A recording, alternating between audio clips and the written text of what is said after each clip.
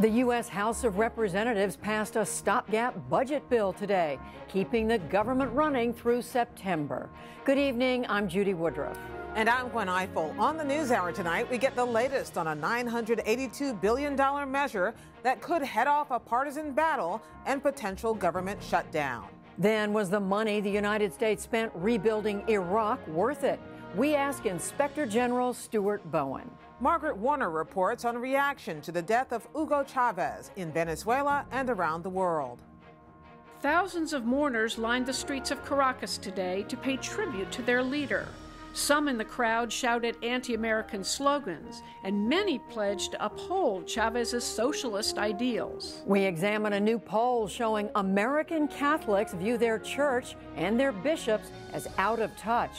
And we close with the story of a Russian dancer who masterminded a real-life acid attack on the artistic director of the Bolshoi ballet. That's all ahead on tonight's NewsHour. The House of Representatives today approved legislation to keep the government up and running, this time three weeks in advance of a new deadline. But the bill still faces hurdles in the democratically controlled Senate. On this vote, the yeas are 267, the nays are 151. The bill is passed without objection. A motion to reconsider is laid on the table.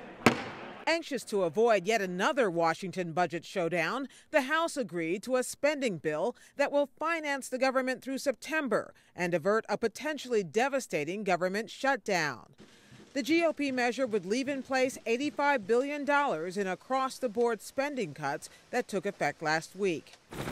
But it would give the Pentagon and the Department of Veterans Affairs greater flexibility to manage the reductions. Kentucky Republican Hal Rogers chairs the Appropriations Committee. This bill takes the risk of a government shutdown off the table, funding the government for the remainder of the fiscal year while helping maintain our national security and providing our troops and veterans with consistent, adequate funding. House Democrats said the cuts should be stripped from the bill. Virginia lawmaker Jerry Connolly. We have to get our arms around spending, but not in a mindless meat-axe way. It is going to hurt America. And to bake it into this continuing resolution, in my view, is a terrible mistake. The bill now goes to the Senate, where Majority Leader Harry Reid said Democrats hope to build in even more exceptions to the automatically mandated cuts. House Minority Leader Nancy Pelosi said once that happens, the commitment of Republicans to averting a shutdown will be put to the test. The Senate's not going to accept this bill, and when they don't, they'll send back another bill, and we'll just see how many votes there are on the Republican side to keep government open, because we have absolutely no intention of having government shut down. Oklahoma Republican Tom Cole conceded that today's action is just the first step toward resolving the recurring budget and spending debate. We can have, I think, a good negotiation going back and forth between the two parties. So this is the beginning of a process. It's the beginning of a return to regular order, and it's an opportunity to work, I think, in a bipartisan fashion. With an eye on the inclement weather outside, House Republicans also moved up today's vote by 24 hours. Also, if the weather holds, President Obama was scheduled to dine tonight with a group of Republican senators, in part in response to complaints that he has failed to reach across the aisle. And Mr. Obama announced plans to visit Capitol Hill next week for meetings with House and Senate Republicans. Still to come on the NewsHour, too much money for too few results in Iraq. National mourning in Venezuela after the death of Hugo Chavez. The Vatican out of touch with American Catholics, plus a made-for-the-stage drama at the Bolshoi Ballet. But first, the other news of the day. Here's Hari Srinivasan. A powerful late winter storm that tracked all the way from Montana to the East Coast deposited a snowy, icy mess on the mid-Atlantic today. In Washington, federal offices closed ahead of the storm, but the city and its immediate surroundings mostly got rain. Farther out in Virginia, Pennsylvania, and Maryland, as much as a foot of snow accumulated in some places. The snow that did fall was heavy and wet, snapping tree limbs and power lines and leaving up to 200,000 people without power. The state of Arkansas will now have the most restrictive abortion law in the country. Republicans dominating the legislature there overrode a gubernatorial veto today. The new law includes a near ban on abortions after the 12th week of pregnancy. It's slated to take effect this summer, but a court challenge is certain. A Senate filibuster today stalled the confirmation of John Brennan to be director of the CIA. They focused on whether the government would ever use drone aircraft to attack Americans inside the U.S. Kentucky Republican Rand Paul cited a letter from Attorney General Eric Holder. It said drone strikes on U.S. soil might be considered in an extraordinary circumstance, such as 9/11. Paul said he's alarmed. You can't take away someone's life and liberty without due process or an indictment. So it should trouble every American. I can't imagine that there wouldn't be an American in our country that would not be troubled that we're talking about killing non-combatants in America with drone strikes. Several other Republicans joined the filibuster, as did Oregon Democrat Ron Wyden. He supports the Brennan nomination, but he cited civil liberties concerns over the drone issue. Meanwhile, Attorney General Holder told the Senate hearing that the administration will work to allay any fears.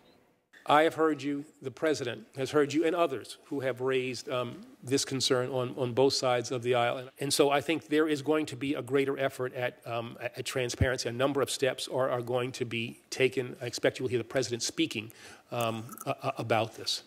Later, Senator Paul insisted the filibuster will go on until he gets a letter from President Obama promising not to use drones on American soil. In Afghanistan, President Hamid Karzai warned Afghan forces today to put an end to incidents of torture and other abuse. An Afghan government investigation has found widespread mistreatment at government-run prisons. An earlier UN investigation had reached similar conclusions. Karzai addressed the problem in a speech to the Afghan parliament today. The investigation showed that during the arrests by the foreign forces and their local partners, who are our forces, people have been abused. This is a serious order, that this should be stopped and cameras should be set up during interrogations to stop the abuse. Until now, Karzai had placed the blame for prison abuse solely on NATO troops. The exodus of refugees from Syria has now topped 1 million. The UN Refugee Agency reported the figure today. It also said several 100,000 more Syrians have not yet registered. Meanwhile, Britain moved to give more help to the Syrian rebels while heavy fighting continued in northern Syria. We have a report narrated by Jonathan Miller of Independent Television News. On the banks of the Euphrates River, a two-day battle's been hard won today by Syria's rebel fighters. The city of Raqqa, now the first Syrian provincial capital out of regime control. But this afternoon, the regime hit back. Airstrikes targeting what the rebels had renamed Freedom Square. Freedom has come at a high price in Raqqa, it seems. Today in the House of Commons, Britain's Foreign Secretary announced what some say is a landmark shift in policy. The UK, he said, would provide millions of pounds of non-lethal military equipment to Syrian rebels. The government does concede there are no easy answers, but Mr. Hague said that faced with what he called increasingly extreme humanitarian suffering and diplomatic deadlock, Britain could not look the other way. The Syrian exodus has gathered pace so dramatically that the 1 million milestone's been reached 4 months before the UN Refugee Agency predicted it would. It's taken just 3 months for the numbers to double. More than half the refugees are children, and only a dribble of the money the world pledged a month ago has been forthcoming. This is how fast the Zaatari refugee camp has expanded in Jordan's northern desert. 2,500 tents last September, 18,000 last month. We have a milestone in human tragedy, 1 million refugees, but accelerating in a dramatic way. 3,000 a day in December, 5,000 a day in January, 8,000 a day in February. What the British government effectively said today was that helping the rebels was the best bet for stopping the conflict and the refugee exodus. But 2 years into this civil war, and what Syria's rebels want is lethal assistance, arguing that failing to actually arm them is prolonging the conflict. A small group of Syrian rebels, one of more than 1,000 such groups that have sprung up since just last year, are tonight holding 20 UN peacekeepers hostage, all Filipinos. They seized them on the Golan Heights, and they won't release them, they say, until the UN and the US press Syrian forces to withdraw from a nearby town. The UN Security Council demanded the peacekeepers be freed immediately and without conditions. The Russian ambassador to the UN presiding over the council this month called the incident bizarre. He said the peacekeepers are unarmed and that their mission has nothing to do with the civil war in Syria. The government of Egypt confronted new uncertainty today when a court suspended upcoming parliamentary elections. They had been scheduled to begin in April. The court ruled that the Islamist-dominated parliament rushed through the law setting up the elections. It said the country's Supreme Constitutional Court needs time to review the statute. Advisors to President Mohamed Morsi said they plan to appeal the decision. The European Union has fined Microsoft more than $700 million for failing to provide a choice of internet browsers. The software giant had pledged in 2009 to make those options available to users of its Windows operating system. Instead, Microsoft failed to comply in at least 15 million installations of Windows 7 in Europe between May 2011 and July 2012. The company blamed a technical error and agreed to pay the fine. On Wall Street today, the Dow Jones Industrial Average gained 42 points to close at 14,296, reaching a record high for a second straight day. The Nasdaq fell a point to close at 3222. Those are some of the day's major stories. Now back to Judy. We turn to Iraq and a new report critical of U.S. reconstruction efforts in the country. It was September 2004. President Bush appeared in the Rose Garden 18 months after he had ordered the invasion of Iraq. The insurgency was raging, but he had an optimistic view of the American effort beyond the fighting. Electricity has been restored above pre-war levels. Telephone service has increased dramatically. More than 2,000 schools have been renovated and millions of new textbooks have been distributed. There's much more work to be done. Now, a decade after the war began, Iraqi and U.S. officials portray much of the work as failures, wasted opportunities, miscalculated, and mistakes. It's all in a final report by the Special Inspector General for Iraq Reconstruction, Stuart Bowen. He offers a damning appraisal of a project well-intentioned but hugely wasteful in money and lives. To date, rebuilding Iraq has cost more than $60 billion in U.S. funds, and more than 700 people have died supporting reconstruction, apart from tens of thousands of Iraqis and 4,400 Americans killed in the war itself. Prime Minister Nouri al-Maliki told Bowen that the overall benefit to Iraq was small when compared with the size of the sums spent. And U.S. Senator Susan Collins of Maine said the level of fraud, waste, and abuse in Iraq was appalling. She recalls she was angered to learn that reconstruction money found its way into the hands of insurgent groups. Bowen also concluded that $8 billion of a separate fund of nearly $24 billion in Iraqi money was wasted. It came from Iraqi oil and gas revenues and seized assets and was flown to Baghdad by the U.S. in the form of cash. California Congressman Henry Waxman was incredulous at that revelation in 2007. The cash weighed more than 363 tons and was loaded onto C-130 cargo planes to be flown into Baghdad. The numbers are so large that it doesn't seem possible that they're true. Who in their right mind would send 360 tons of cash into a war zone? According to Bowen, the list of poorly conceived, over-budget, and badly managed projects is long, including a $100 million wastewater treatment plant in Fallujah that serves only 9,000 homes and is 8 years behind schedule, and the Basra Children's Hospital in Iraq's south, 200% over budget, 4 years behind schedule, and still incomplete. And I'm joined now by the author of the report, the Special Inspector General for Iraq Reconstruction, Stuart Bowen. And we thank you for being with us. Thank you for having me, Judy. So you were appointed to this position 9 years ago. It was during the Bush administration, in the very beginning of all this. What was your mission? What were you originally told you were supposed to do? To audit and inspect the programs and projects of the Coalition Provisional Authority and to provide advice and recommendations to the Congress on Iraq's reconstruction. Did you have any idea then of the magnitude of what you were going to be doing? Well, the first sign of it was my first trip to Iraq in February of 2004 when I was walking the halls of the Republican Palace behind two people. One turned to the other and said, "We can't do that anymore. There's a new Inspector General here." That sent me a signal that the challenges before me were quite substantial.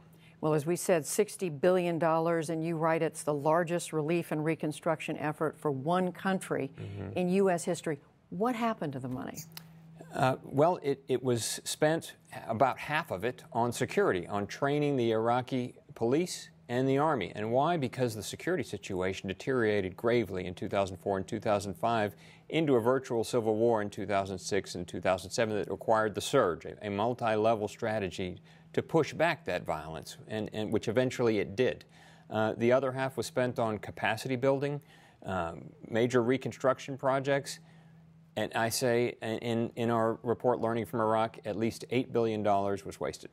And you do single out security. Yes, that's right. So was that was essential to the ability of the reconstruction effort to be complete? That's right. When Ambassador Negroponte arrived in the middle of 2004 and reviewed the Coalition Provisional Authority's spend plan, he realized that not enough was being spent on security, and he ordered the reprogramming of over $3 billion into security. But then the Iraqi Security Forces Fund was created by the Congress, and it spent $20 billion over the next 7 years, beginning under General Petraeus's leadership. And it did so, I think, to good effect. Iraq's security forces today are better equipped and better trained than they've ever been. So you're saying something good did come out of something? Yes. Yeah, the Iraqis I interviewed said things like, "Hey, I fly over Baghdad, I can't point at a piece of construction that the United States built." Well, a lot of that money was spent on building capacity, providing equipment, and it is true that a lot of our infrastructure efforts fell well short of what was expected because of the failure to consult. But a lot of our money paid off in the capacity building side of the security sector. Failure to consult, what does that mean? That's right.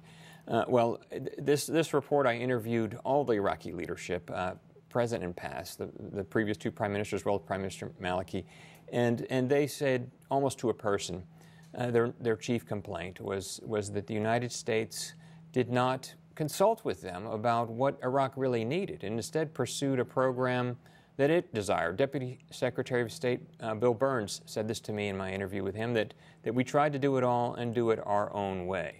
And I think that's a core lesson from Iraq, that you have to, as General Petraeus said, understand the culture, understand the politics, understand the economy. So, for example, the Children's Hospital we mentioned in Basra, the wastewater treatment plant in Fallujah, are you saying the Iraqis wouldn't have wanted those things built? Actually, they didn't want the water treatment plant as we were initially pursuing it, but the challenge there was building it in the middle of a war zone.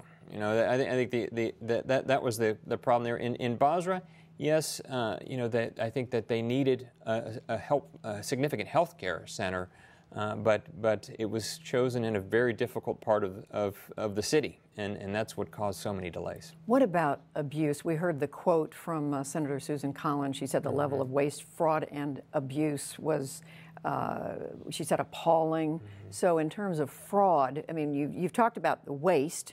What about the level of fraud here? We've achieved 82 convictions of U.S. contractors and government personnel who committed crimes in Iraq and recovered over $191 million from those cases. We have 60-plus ongoing cases, which we'll continue to pursue through the balance of this fiscal year, and I expect at least 20 more convictions and the recovery of at least $100 million. Is that par for the course when that much money is being spent, or was there something particular to Iraq? There was something particular to Iraq, Judy. The lack of controls at the outset created what one person called a free fraud zone in Iraq. And the Bloomstein conspiracy we broke in Hilla, Babylon, in 2004, convicted a colonel, 3 lieutenant colonels, Philip Bloom, the contractor, who has a previous felony conviction, and Robert Stein, the comptroller for the South Central region. Yes, the comptroller for the South Central region had a previous felony conviction. This is a man who had control over hundreds of millions of dollars. And he told me when we interviewed him a few years ago that, hey, if there'd been a powerful, robust oversight presence on the ground, that the crimes that they engaged in would have happened. Stuart Bowen, you were observing all this from the very beginning. Did you see as you went along the mistakes that were being made? Yes, I did, and we reported on them, and that's why this is the 9th lesson learned report that we produced. I didn't want to run just a police blotter of convictions or a long list of auditor findings. I wanted to take what we were learning, as what we saw along the way, and turn them into recommendations to the Congress and to the agencies, to the State Department, the Department of Defense, U.S. Agency for International Development, into useful best practices. But my question is, was the government, was the State Department, the Pentagon, were they listening to you as the years went by and you were submitting these preliminary reports? Yes, they were. I mean, the Department of Defense did engage in a significant reform of its entire approach to contingency contracting.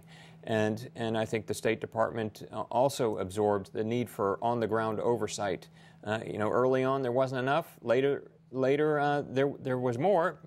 There always can be more oversight, I think, in a stabilization operation. What are the lessons for the future? Well, let me ask you this. How should the American people view this? Should they be angry about this much money? You said some of it was well spent, but a lot of it was not. Well, in an era of very difficult economic circumstances, $8 billion in waste, a report of such would make anybody angry. So I understand that. But the lesson from Iraq to draw from that waste, from that fraud, is that we have to plan better. We have to execute better. We have to oversee better these kinds of operations. Stabilization and reconstruction operations are a reality with us to stay, hopefully never again at the size of Iraq and Afghanistan, but we've had them before, Balkans, Panama, Somalia, Haiti, and we will have them again. But I guess with all due respect, that sounds like common sense. Plan ahead, look at all the contingencies. I mean, why wouldn't that be part of a reconstruction? Excellent point, Judy, and you're right. Many of these lessons do appear to be common sense realities, but the activities on the ground in Iraq drive these lessons. The 45 interviews that I conducted with the Iraqi leaders, U.S. leaders, and congressional members framed these lessons, and they are straightforward, they are simple, and they must be learned. And direct lessons for Afghanistan. There will be reconstruction there. Absolutely right. There is. There is. There will be more. $90 billion in U.S. funds going into Afghanistan, and the Special Inspector General for Afghan Reconstruction has his hands full in accounting for all of that. Is he looking at what you've discovered in Iraq? Yes, he is.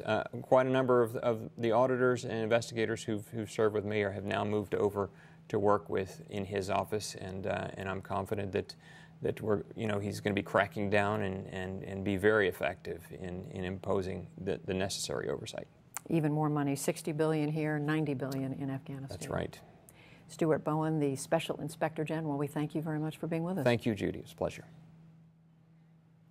And if you want to read the full report on Iraq reconstruction, you can find a link on our website.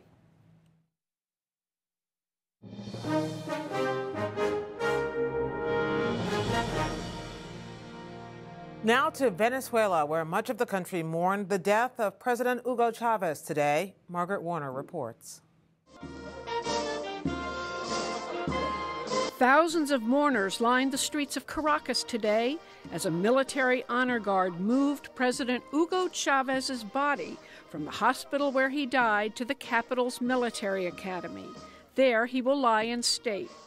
Huge crowds, led by Vice President Nicolas Maduro, joined in the emotional procession. Some shouted anti-American slogans. Many vowed to uphold Chavez's socialist ideals. Venezuelans of heart and conviction, we believe in the legacy of President Chavez, and this sustains us to fight for our country, our families, our children. Chavez lives. Chavez lives because I am Chavez and because most of us are Chavez. Long live Chavez. Viva Chavez.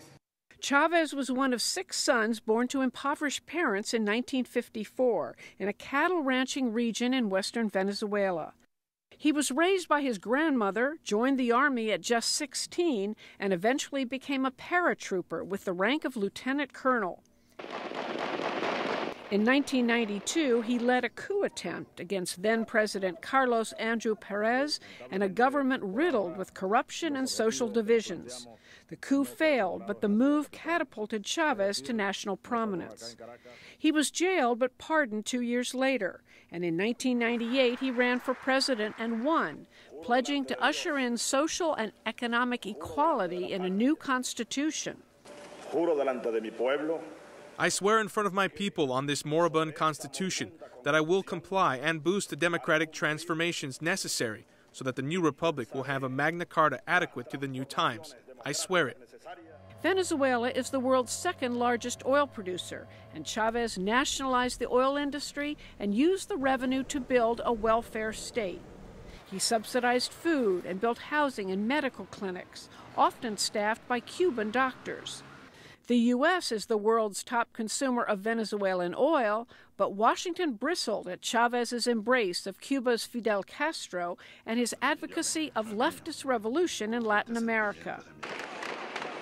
In 2002, Chavez was briefly deposed in a failed coup and accused the U.S. of playing a role. And as the years went by, he delighted in flamboyant verbal assaults on American leaders. He took the podium at the UN General Assembly in 2006 with choice words about then-President George W. Bush. Yesterday the devil was here, right here. It smells of sulfur, this podium from where I'm speaking.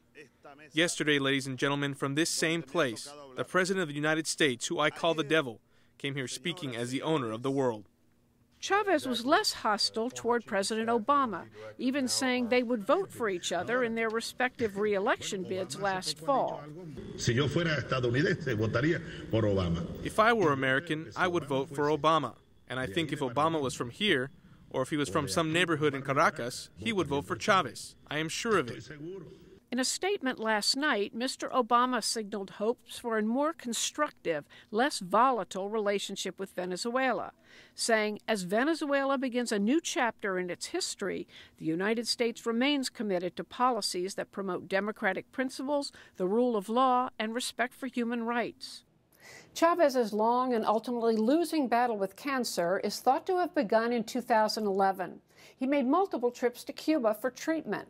But last July, he proclaimed himself cancer-free and won another 6-year term in the October election. In November came word that the cancer had returned, and Chavez went back to Havana for more treatment. Before leaving, he named Vice President Nicolas Maduro his hand-picked successor.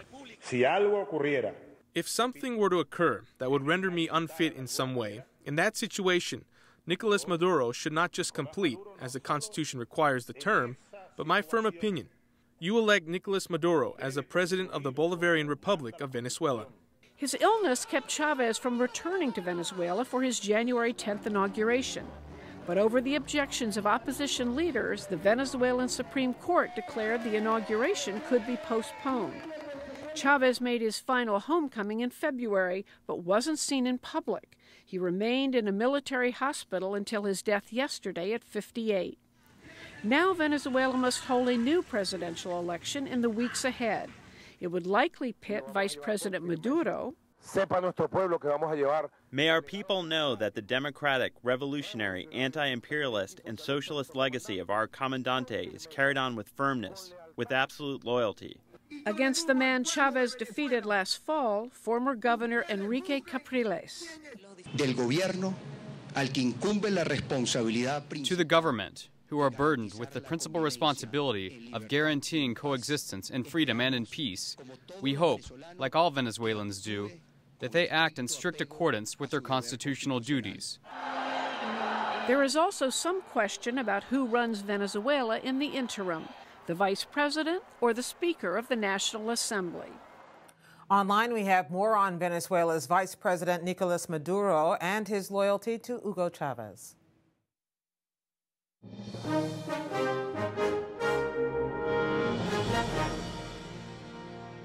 Next, American Catholics and the Church. As cardinals gather in Rome and prepare to select the next pope, Ray Suarez looks at the challenges the Vatican faces connecting with Roman Catholics here in the U.S.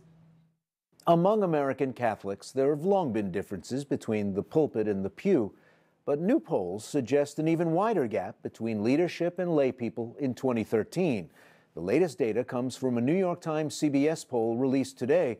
It found that more than half of U.S. Catholics say the Church is out of touch with people's needs. 7 of 10 say Pope Benedict and the Vatican did a poor job of handling the sexual abuse scandals.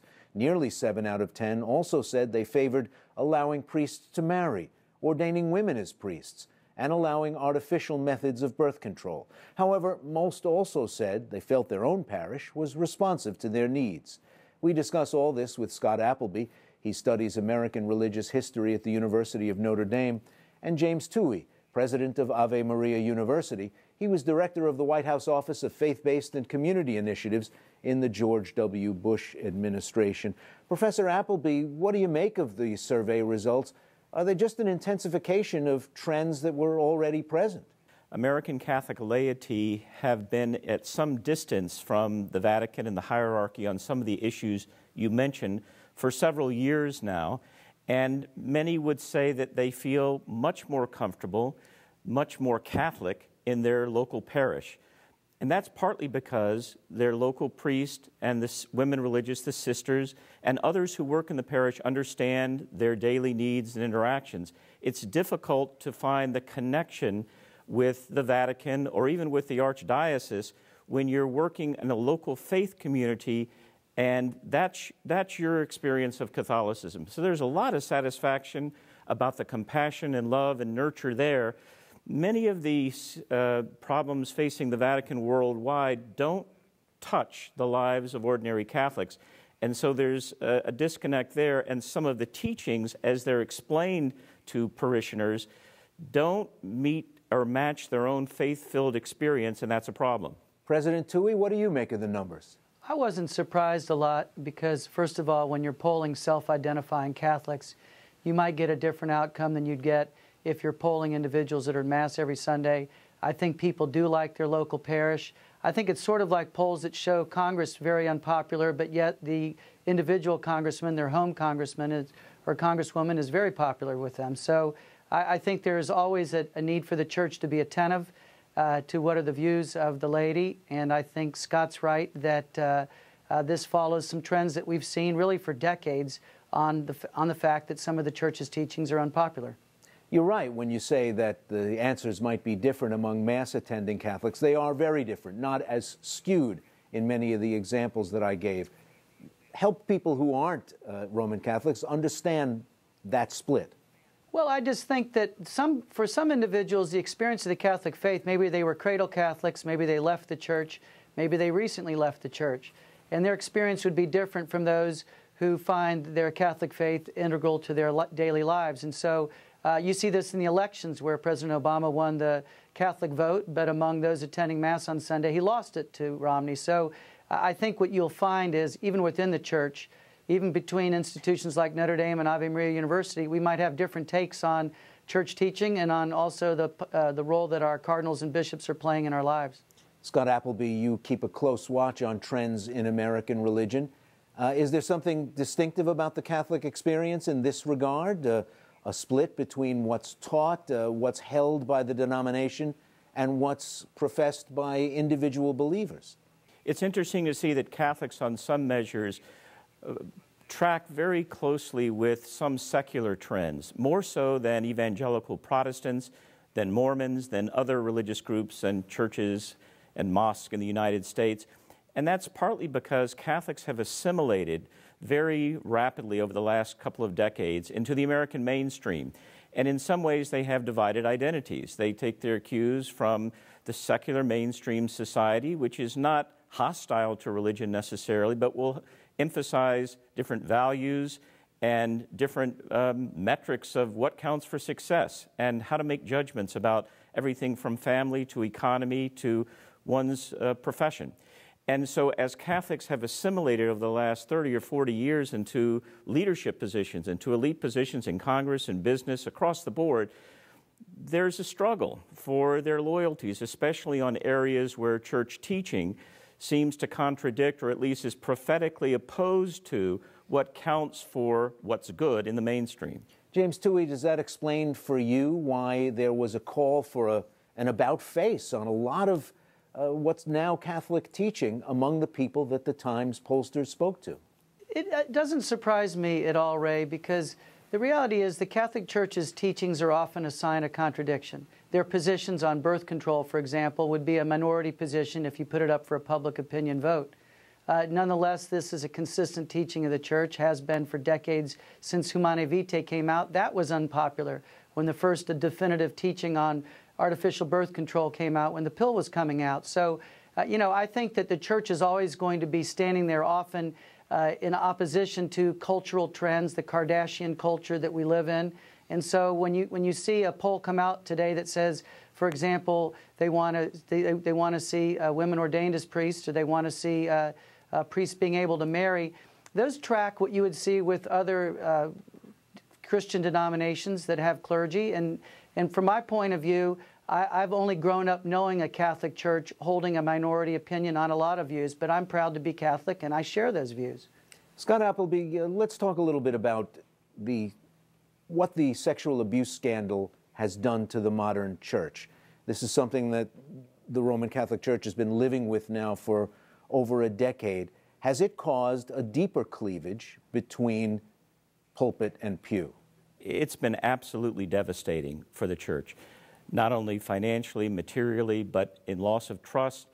For my generation of young Catholics, the Second Vatican Council, aggiornamento, updating, religious freedom, ecumenical relations, a turn to the world and to social justice, that was the significant event in church history as I was growing up Catholic.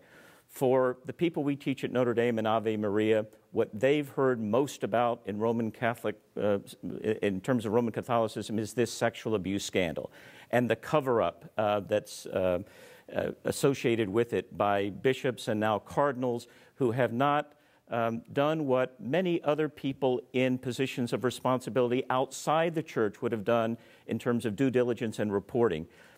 I agree with what's been said about the church being prophetic. I mentioned that myself. The other thing that's part of the genius of Catholicism is learning what is good in the culture itself, the notion that God is Catholic, small c. God is out there in the secular world too, by the way.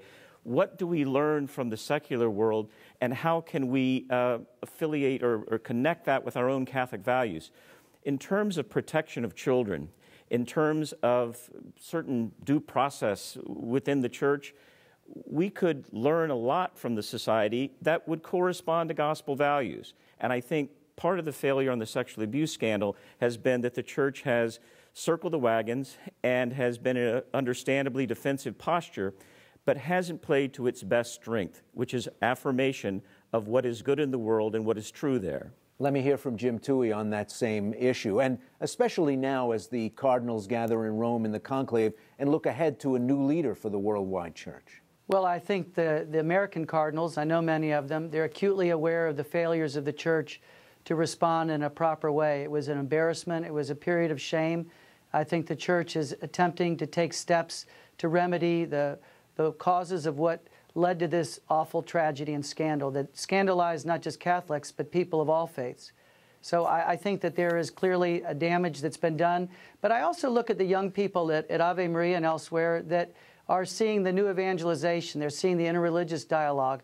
And they're also seeing the church in other parts of the world like Africa and in South America and Latin America, where the church is really growing and vibrant and young. And so while the American and Western European and other areas that have been particularly saddled with shame by the scandals, that's a concern for all Catholics. President Tuohy and Professor Appleby. Gentlemen, thank you both. Thank you, Ray. Thank you, Ray. Great to be with you. We'll be back shortly with the story of the acid attack on the director of the Bolshoi Ballet. But first, this is Pledge Week on PBS. This break allows your public television station to ask for your support. And that support helps keep programs like ours on the air.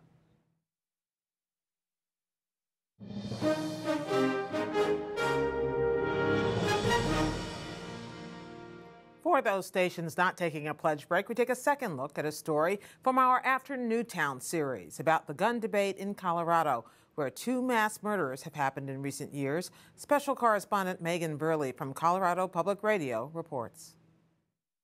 Such an amazing guy. Jessica Watts has known firsthand the tragedy of gun violence. Last July, her cousin was gunned down in the Aurora Theater shooting that killed 11 others. But that wasn't the first random shooting to touch her life. In 1999, her husband, a student at Columbine High School, had to flee as 12 classmates and 1 teacher were killed by 2 students with rifles. Then in 2006, a 16-year-old family friend was killed in an attack by a gunman at a high school in the small mountain town of Bailey, just west of Denver. There's always a reminder in this city where so much tragedy has happened. Watts said never in her life had she really thought about gun policy or becoming politically involved. But the Aurora shooting, combined with the massacre in Newtown, Connecticut, spurred her to action. That was something positive to put my mind and energy towards, so that I wasn't, necessarily, I guess, drowning in sorrow all the time. These days, Watts is advocating for gun control bills at both the federal and state level. Gun violence is destroying our families and communities, taking our loved ones, and we have had enough. Last month, she was there in the Colorado State House when Democrats unveiled a broad package of gun bills. Many of the proposals are familiar from the federal gun debate: a ban on high-capacity ammunition magazines, universal background checks, and more emphasis on getting mental health warnings into the background check system. I'm here to tell you now that enough is enough, and the time is now. State Representative Rhonda Fields is one of the lead sponsors of the bills. Like Watts, her political activism was spurred by a personal connection to violence. 7 years ago, her son was gunned down in the streets of Aurora. Then this summer, she got a middle-of-the-night call about the mass shooting in her district. We went into this grief mode and this disbelief mode. So the initial, I would say, month was attending memorial services and dealing with the loss. And then shortly after that, when all the cameras left, that's when the real work began in reference to what can we do. While Field supports all of the gun control measures, she says extending background checks to private sales is perhaps the most important. If we can keep the guns out of the hands of criminals, I think that's where we can make our greatest impact. And with the background check, felons won't be able to get access to a gun from a private seller. If you're mentally ill or if you are a domestic abuser, you will not have access to a gun unless you take a CBI check. So I think it closes that loophole, and I think that's a good thing. The Colorado House passed 4 gun measures last month. Those bills, plus 3 additional ones, are being debated this week in the Senate, with both chambers and the governor's office controlled by Democrats. Gun rights advocates have turned out in force to lobby against the new restrictions. We're going to oppose these. We're going to work very hard to defeat them all. Dudley Brown heads the group Rocky Mountain Gun Owners. I think the question for the Democrat caucus is, are you really ready to stake the 2014 elections on the gun issue? Because the Democrat Party has done that before and paid the price with the 94 Congress, and they're going to pay the price again. Brown says his members are already calling and mailing lawmakers. Even Republicans are feeling the heat. Here in Colorado, we had the Aurora shooting, which certainly brought up the attention for everyone. Republicans like State Senator Kevin Lundberg have their own proposals. They've introduced bills to pressure businesses into allowing concealed weapons on their property and to let some teachers carry guns. Where we need to fix it, it's before the trigger is pulled.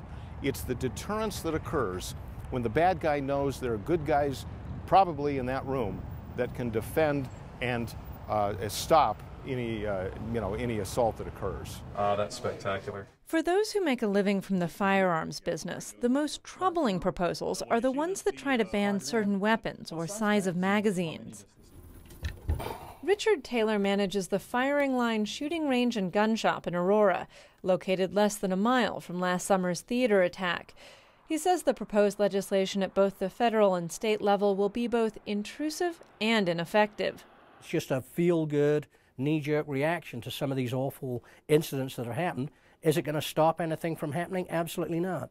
The only people that are really going to be affected by any of this legislation are law-abiding citizens. If there is any middle ground in the gun legislation debate, it may be over how to prevent severely mentally ill persons from obtaining guns. The one thing that everybody's been missing the boat on that finally they've started to talk about since Newtown is the mental health issue and aspect of it. Nearly all of these unfortunate incidents, there have been indications and signs that the person who's actually perpetrated these has been under pressure, has been, mentally affected in some way, and I think that's the major thing that we need to look at. But not everyone agrees. State Senator Lundberg says that with studies showing that nearly 50% of Americans at some point seek mental health treatment, he worries restrictions may be overly broad. When it comes to the mental health part, nobody denies that there needs to be a proper system for helping people who really need the help. But then the question is, where's that line where it crosses over, where everybody ends up on some sort of list and somehow we all become mentally deficient somehow by their standards? Well, I'm sorry, that doesn't fit. Both sides, at the federal and state level, say they know the coming months won't be easy, but they will be critical. There's this fear that if you go after gun legislation or gun reform, or if you go after the NRA, that it's going to mean that you'll get primaried in an election, or they're going to force people not to vote for you. So I think that's a false fear. We should do things that's right for our community. The full Colorado Senate is expected to begin voting on the gun measures later this week. You can find our ongoing coverage of America's gun debate on our homepage.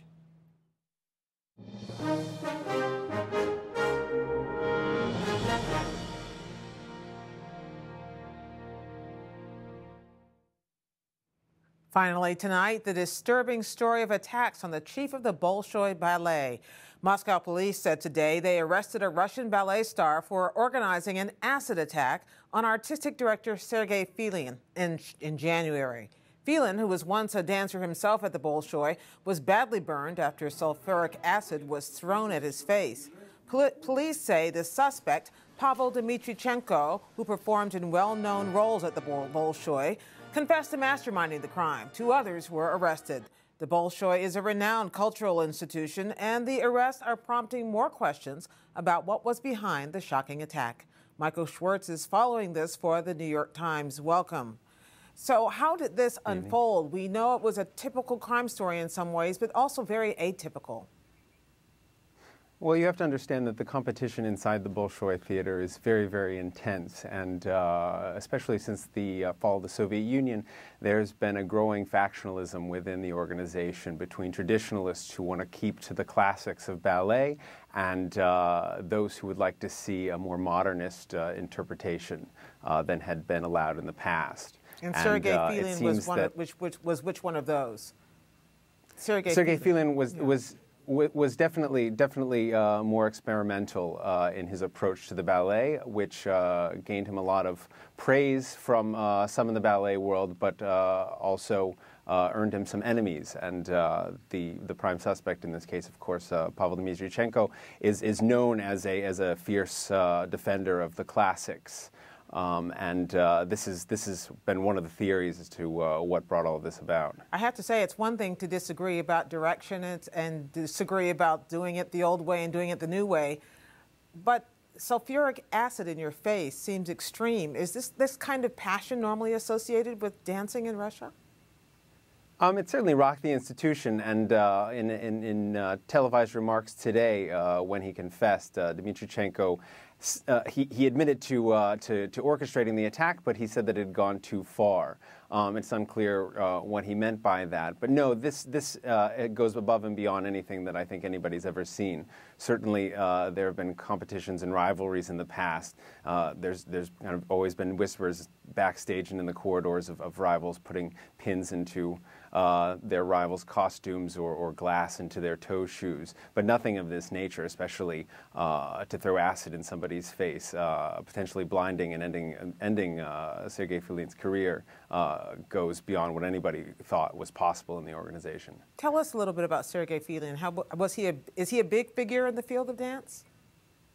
Well, anybody who reaches the level of artistic director is going to be a huge figure in dance and going to be extremely prominent. And basically what his position allows him to do is cast the roles. There's been rumors since Dmitrichenko's arrest that he was romantically involved with another ballet dancer who was thought to be sidelined by Filin. So this is another thread to this whole conflict that seems to be emerging. And Dmitrichenko is considered to be just a member of the Corps de Ballet, or is he a rising star himself? No, he's a lead soloist, and in fact, Sergei Filin last year cast him in the role of Ivan the Terrible, lead role in that ballet. So one would think that at least in his career they were getting along well. Though he's criticized the management of the Bolshoi in the past for the low salaries, what he claims to be the low salaries of ballet dancers in the troupe. He's also known as something of a hooligan, according to his colleagues, quick to anger and throw a punch. And he's got a large tattoo on his forearm that says "Life is struggle." We'll talk a little bit about the Bolshoi itself. How huge an institution is that, not only in the dance world, but also in Russia itself?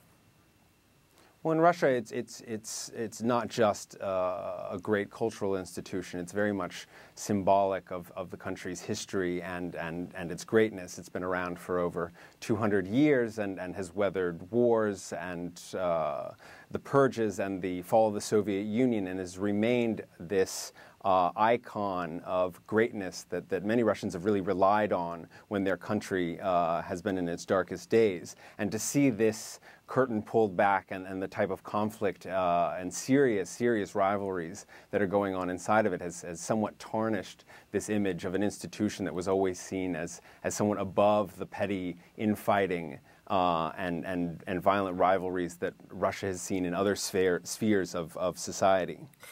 But Michael, in this case, as bizarre as it may seem, has the lurid nature of this story in some ways given ballet a wider stage? I mean, it's definitely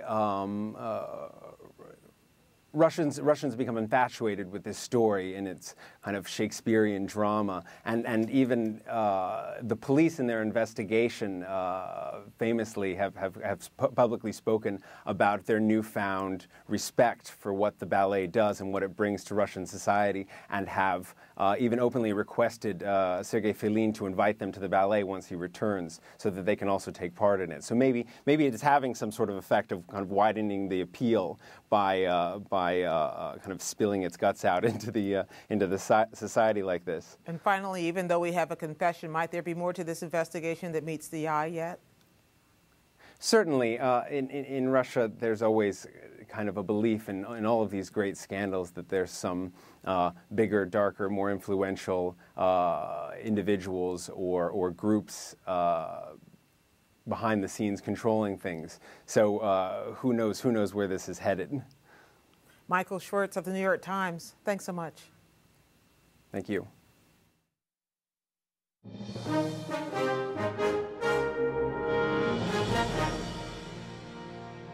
Again, the major developments of the day: the U.S. House passed a Republican budget bill to keep the government running through September. It still faces hurdles in the Democratic-controlled Senate.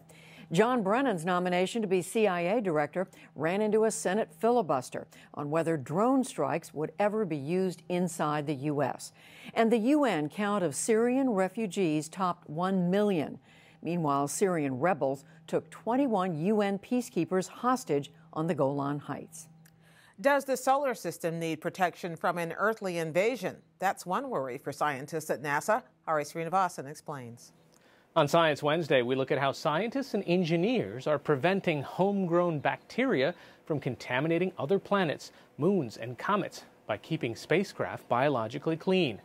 Plus, on making sense to consume or not to consume. That is the question for two economists who debate the morality of spending versus saving.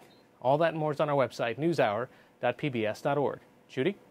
And that's the NewsHour for tonight. On Thursday, we'll talk with House Democratic Leader Nancy Pelosi. I'm Judy Woodruff.